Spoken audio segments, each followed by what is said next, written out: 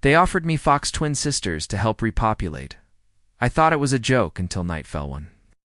The Earth government signed the treaty with the Volari.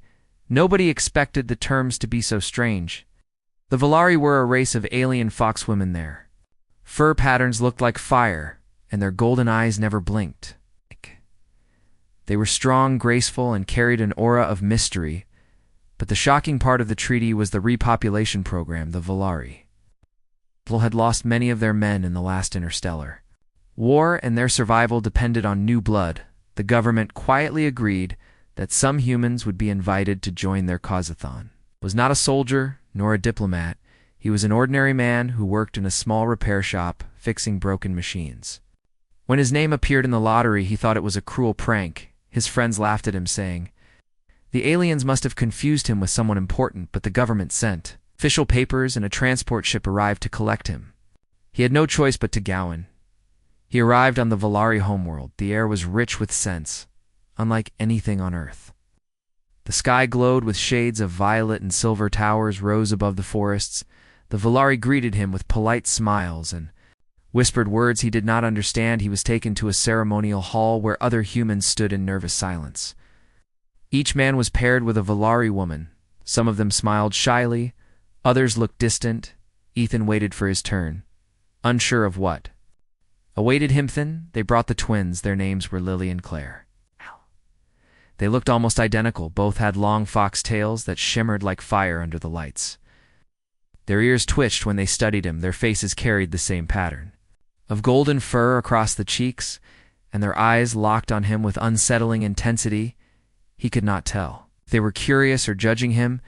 The elder explained that these two were sisters bound by tradition, and both had been promised to him.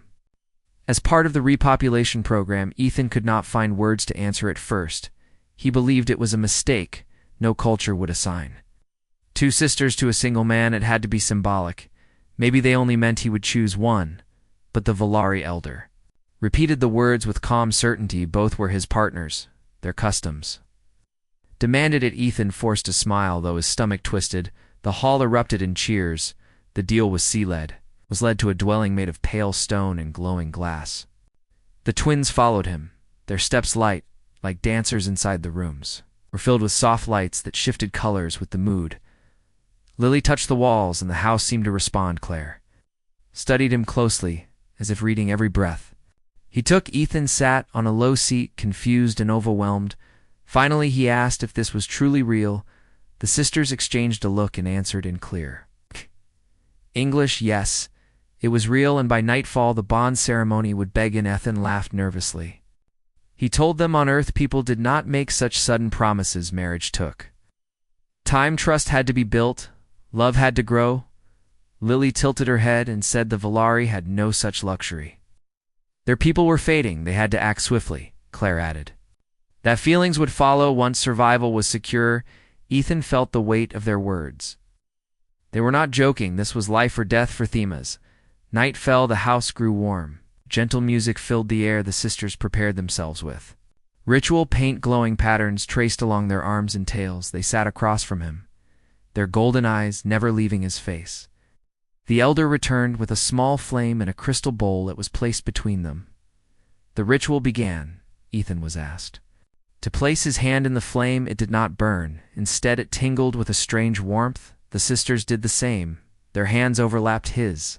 The glow spread across their skin, binding them in a circle of light. Elder spoke words Ethan could not understand, but he felt them echo inside his mind. Visions flashed before him of Volari history. Their wars, their losses, their desperate hope for renewal. He saw families, broken villages, silent, and children unborn. He understood then that this ceremony was not a joke, not a trap. It was their last chance, and he had been chosen for a role larger than himself. Ritual ended, and the flame dimmed. The sisters looked at him with a new softness. Lily reached out and touched his cheek. Claire leaned closer and whispered that the night was theirs now.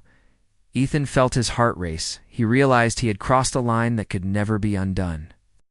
He was no longer an outsider, but part of their future. The air shimmered with quiet tension as the sisters guided him deeper into the house. The night had truly begun.